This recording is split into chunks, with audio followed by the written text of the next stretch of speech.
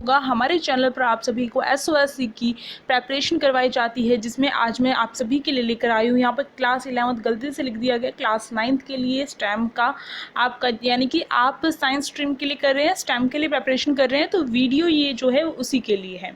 आज हम देखेंगे माइक्रो ऑर्गेनिजम्स, जो हमारे लिए फ्रेंड्स भी हैं, फोई भी हैं, यानी कि हमारे लिए वो एक तरीके से फ्रेंड्स के तौर पर भी कार्य करते हैं और एक तरीके से वो हमारे लिए हार्मफुल भी हैं। तो वो दोनों चीज़ें हम देखेंगे इस चैप्टर में। हम पूरा डीप में नहीं करके हमें बस जो है एंट्रेंस एग्जाम की कि जो भी क्वेश्चन आते हैं जिस टाइप के, वो सारी चीज़ें हम यहाँ पर कवर करने वाले हैं। और आपको पता होगा ये क्वेश्चन आपका वेटेज भी ज़्यादा रखता है, क्योंकि थोड़ा सा काफ़ी लॉन्ग भी है और उसमें बहुत सारी ऐसी चीज़ें हैं जो आपको याद भी रखनी है।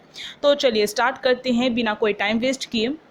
तो देखिए, माइक्रो ऑर्गेनिज्म, सबसे पहले हमें ये समझना पड़ेगा कि माइक्रो ऑर्गेनिजम्स क्या होते हैं। Micro organisms are microscopic organism, यानी कि माइक्रो ऑर्गेनिजम्स जो होते हैं माइक्रोस्कोप से देखे जाने वाले ऑर्गेनिज्म होते हैं, जिन्हें हम अपने नेक्ड आई से नहीं देख सकते हैं।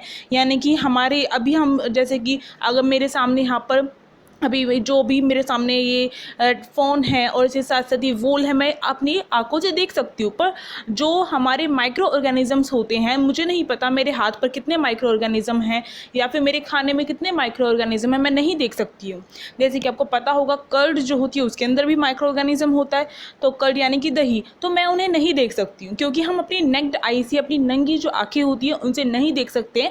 हमें उन्हें देखने के लिए माइक्रोस्कोप की मदद लेनी पड़ती है। ठीक है, ये आप समझ गए। अब देखिए, जो माइक्रो ऑर्गेनिजम्स होते हैं वो 4 टाइप से हमारे क्या है, 4 ग्रुप्स में क्लासिफाइड किए गए हैं।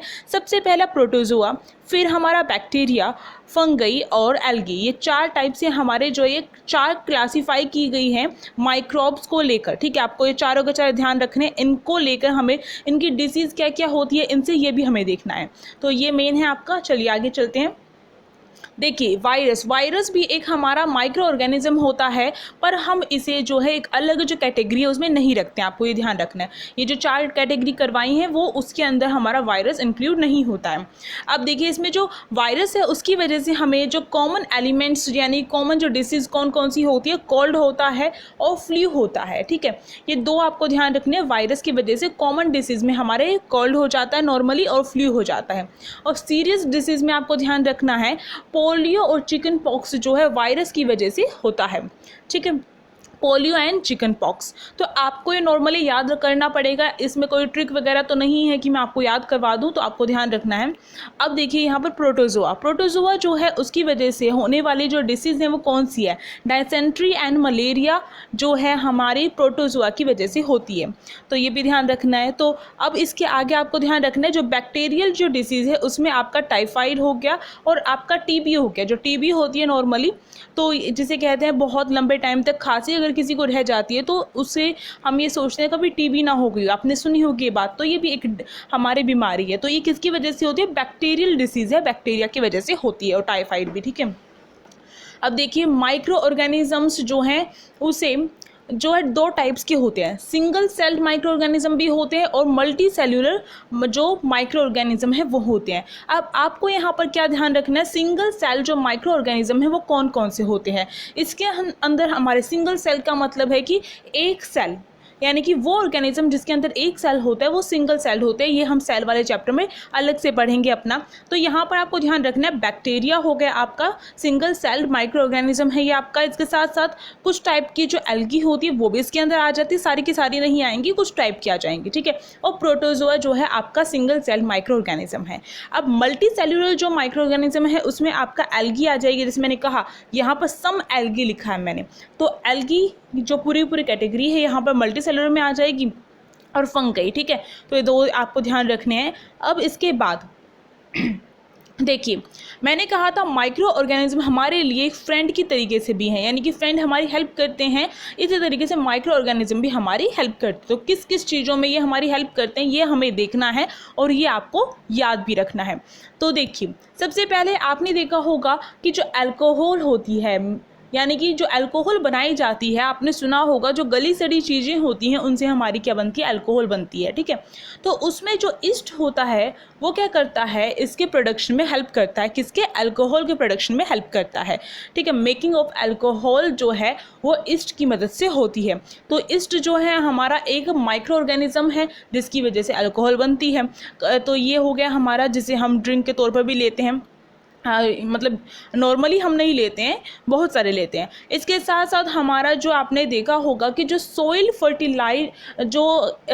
फर्टिलिटी होती है उसे बढ़ाने में भी हमारे माइक्रो ऑर्गेनिज्म क्या करते हैं, हमारी मदद करते हैं। कैसे करते हैं, वो क्या करते हैं, आपको पता होगा जो नाइट्रोजन है हमारे एटमॉस्फेयर में, नाइट्रोजन सबसे ज़्यादा है, 78% तक नाइट्रोजन है गैस, ठीक है। तो उसे जो है फिक्स करने का काम कौन करते हैं, ये माइक्रो ऑर्गेनिज्म करते हैं। और उसमें भी माइक्रो ऑर्गेनिज्म में जो बैक्टीरिया है और ब्लू ग्रीन एल्गी होती है, ये क्या करती है, सोइल फर्टिलिटी यानी कि नाइट्रोजन फिक्सर का काम करती है। तो कौन करता है, बैक्टीरिया, कुछ टाइप्स के बैक्टीरिया और ब्लू ग्रीन एल्गी, आपको ध्यान रखनी है। तो ये जो करते हैं नाइट्रोजन को फिक्स कर देते हैं, उसके बाद सोइल जो फर्टिलिटी होती है वो इंक्रीज हो जाती है और इसी को कहा जाता है बायोलॉजिकल नाइट्रोजन फिक्सर, ठीक है। आपको ध्यान रखना है इसी प्रोसेस को क्या कहा जाता है, बायोलॉजिकल नाइट्रोजन फिक्सर, ठीक है। अब इसके बाद क्योंकि अब सॉइल फर्टिलिटी होगी तो हमें हमारे जो पेड़ पौधे होंगे वो ज़्यादा अच्छे से होंगे और इसकी वजह से हमें जो है हमें फल फ्रूट्स जो हैं अच्छे से मिलेंगे, ठीक है। तो ये इस तरीके से हमारी मदद करता है। इसके साथ साथ अब देखिए मेकिंग ऑफ कर्ड यानी कि दही जो हमारी बनती है, कभी आपने मम्मी को देखा है दही को जमाते हुए, तो आप देखते हैं कि जो दही होती है वो कहा भी जाता है, अगर आप उसे माइक्रोस्कोप में टेस्ट करके देखेंगे दही को, या फिर आपके स्कूल में टेस्ट भी करवाया गया हो सकता है, तो दही को डालकर देखेंगे तो उसमें बहुत सारे जो कीड़े हैं वो दिखाई देते हैं। वो कीड़े हमारे माइक्रो ऑर्गेनिज्म होते हैं जो कि बैक्टीरिया होते हैं, ठीक है। आपको ध्यान रखना है, एक बैक्टीरिया होता है कर्ड के अंदर जो हमारे लिए बहुत ज़्यादा क्या होता है, हेल्पफुल होता है हमारी बॉडी के लिए। तो उस बैक्टीरिया का नाम लैक्टोबैसिलस होता है, आपको ध्यान रखना है, ठीक। ये जो है ये क्या करता है, जो कर्ड है उसे बनाने में हेल्पफुल होता है। तो इस बैक्टीरिया का नाम भी ध्यान रखना है आपको, इंपॉर्टेंट है ये आपका पॉइंट। इसके बाद ये आपका यहाँ पर जो फर्मेंटेशन, ये क्या होता है आपका, वो process, the process of conversion of sugar into alcohol, यानी कि वो प्रोसेस जिसके थ्रू क्या होता है, शुगर अल्कोहल में कन्वर्ट हो जाती है, उस प्रोसेस को कहा जाता है फर्मेंटेशन, ठीक है। अब जो लुईस पास्चर है उन्होंने क्या किया था, डिस्कवर किया था फर्मेंटेशन को 1857 में, आपको ये भी बात ध्यान रखनी है। तो ये आपके जो बॉक्स वाले क्वेश्चन होते हैं वो भी आपसे पूछे जाते हैं, यानी कि क्वेश्चन नहीं होते, बॉक्स में आपको जो है अलग से इंफॉर्मेशन दी होती है, तो उसे इग्नोर नहीं करना है आपको, इसलिए मैंने यहाँ पर इंक्लूड कर दिया है। साथ में अगर आप अपनी बुक लेकर बैठेंगे तो आपको पता चलेगा कि आपकी बुक से बाहर मैंने यहाँ पर कुछ नहीं किया करवाया आपको, ठीक है। अब देखिए एंटीबायोटिक्स क्या होती हैं, द मेडिसिन किल और stop the growth of causing micro organism, यानी कि वो मेडिसिन होती हैं एंटीबायोटिक्स जो क्या करती हैं, जो माइक्रो ऑर्गेनिज्म को मारती हैं, किल करती हैं और साथ ही साथ उनकी ग्रोथ को रोकती हैं, तो उनको ही एंटीबायोटिक्स कहा जाता है। यानी कि अगर हमें मान लीजिए फ्लू हो गया है तो हमारी बॉडी में जो हम मेडिसिन डॉक्टर हमें देते हैं तो उसमें क्या होता है, एंटीबायोटिक्स वाली जो मेडिसिन है वो भी होती है, जो हमें क्या करती है, हमारी बॉडी में जो माइक्रो ऑर्गेनिज्म आ गए हैं कहीं से, तो उन्हें क्या करती है, मारती है, हराती है, ताकत देती है हमारी बॉडी को हराने की, और इसके साथ साथ उनकी ग्रोथ को रोकती भी है, ठीक है। इसके बाद एंटीबॉडीज़ क्या होती हैं, when a disease carrying microbe enters our body, यानी कि अगर मान लीजिए अगर कभी भी आप बीमार हो जाते हैं और आपकी बॉडी क्या कर लेती है, किसी माइक्रोब को आपकी बॉडी के अंदर एंटर हो जाता है कोई भी माइक्रोब, तो उसके बाद आपकी बॉडी क्या करती है, एंटीबॉडीज़ क्या है बनाती है। जैसे कि अगर मैं अभी करंट का एग्जांपल लेकर आप सभी के साथ चलूँ तो जैसे कोविड-19 की जो सिचुएशन रही है, इसमें आपने देखा कि अब जो वैक्सीन आई है उसमें क्या है, वैक्सीन में कहा जा रहा है कि जो ये डेड सेल या फिर ये कहा जा रहा है जो एंटीबॉडीज़ जिनकी, यानी कि जिसको कोविड हो चुका है उसकी, या फिर जो मतलब कोविड-19 की सिचुएशन के बाद जिनकी डेथ हो गई है, उनके बॉडी के अंदर से जो एंटीबॉडीज़ होती हैं उन्हें लिया जाता है और उसे वैक्सीन में बदला जाता है और हमें लगाई जाती है वैक्सीन। इसका मतलब क्या है, जब किसी की बॉडी में कोई भी माइक्रोब आ जाता है तो उसकी बॉडी क्या करती है, उसकी पहचान कर लेती है कि हाँ ये वो माइक्रोब है, वो अपनी तरफ से पहचान कर लेती है कि नेक्स्ट टाइम अगर वो वही वाला माइक्रोब आता है तो उससे लड़ने की पावर हमारी बॉडी में होती है।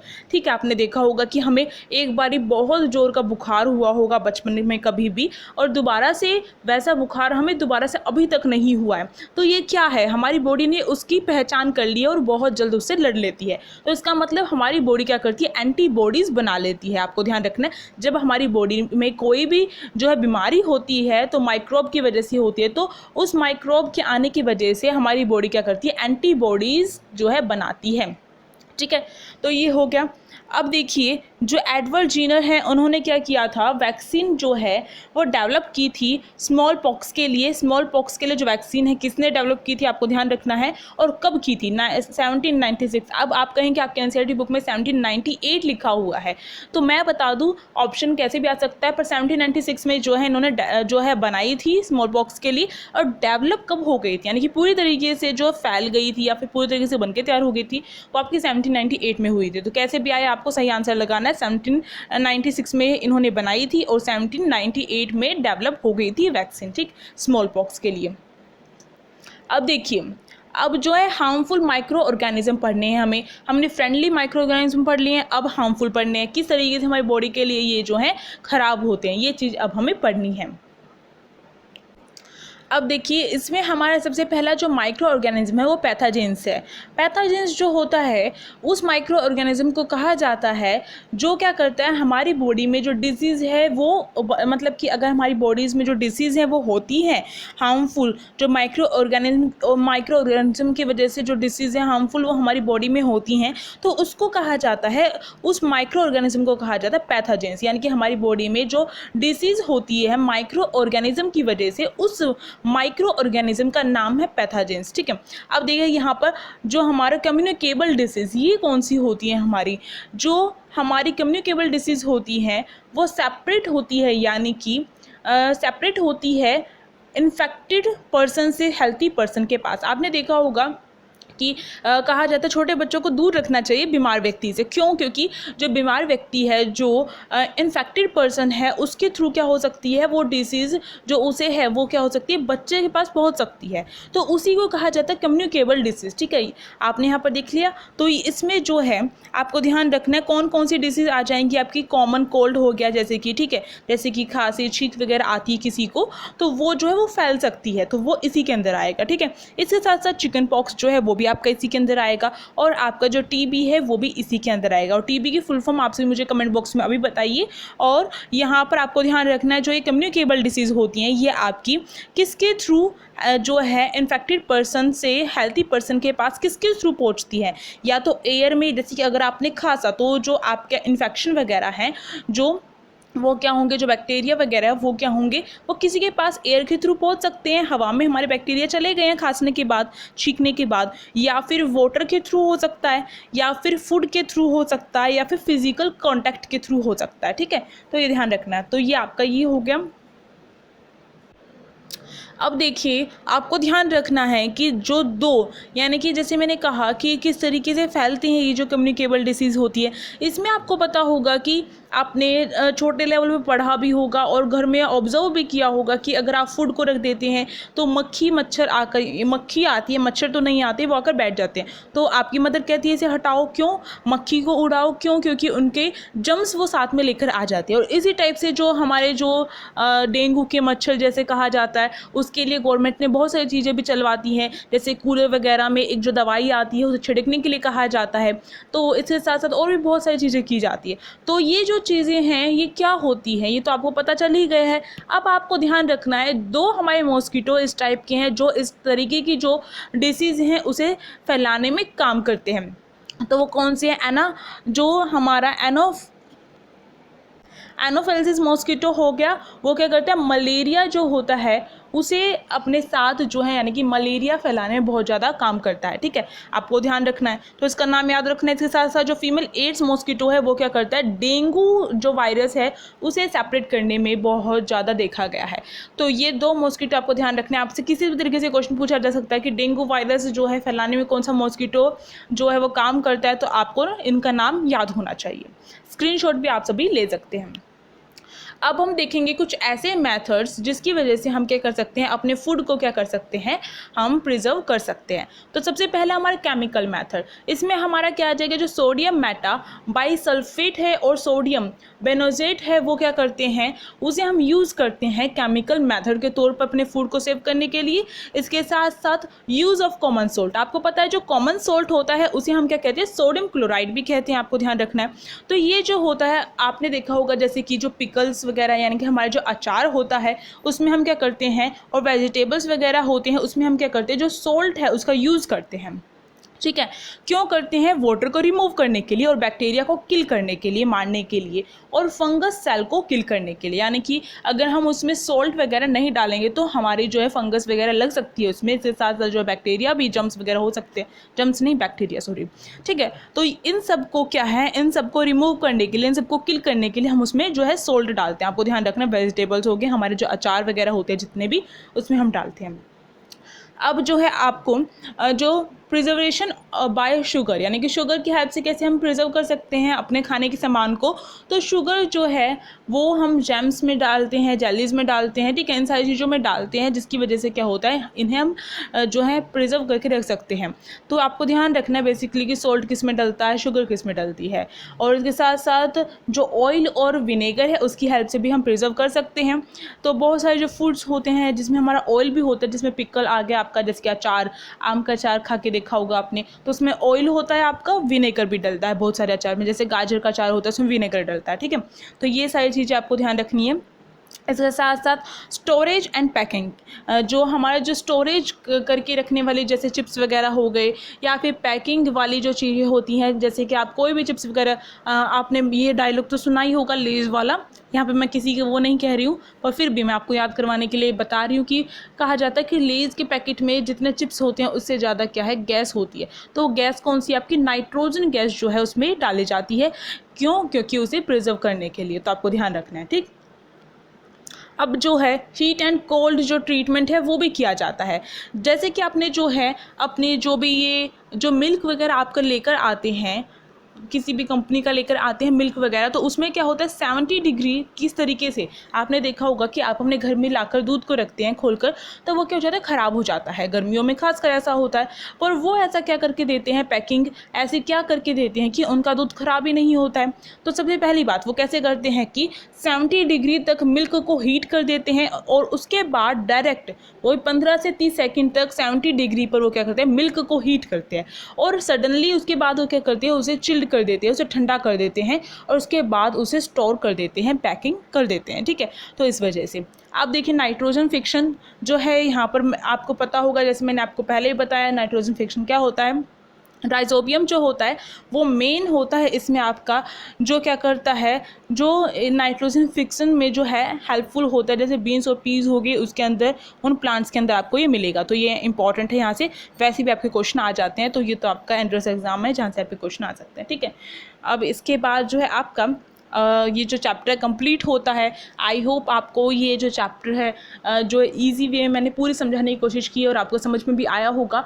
तो आप क्या कर सकते हैं, लाइक कर सकते हैं, शेयर कर सकते हैं, और सब्सक्राइब तो कर ही दिया होगा, नहीं किया तो कर सकते हैं आप सभी। ठीक है, और टेलीग्राम ग्रुप का जो लिंक है वो डिस्क्रिप्शन बॉक्स में दे दिया है, आप जाइए जाकर देख लीजिए, और प्लेलिस्ट जो है उसका लिंक भी डिस्क्रिप्शन बॉक्स में दे रखा है। Thank you for watching this video.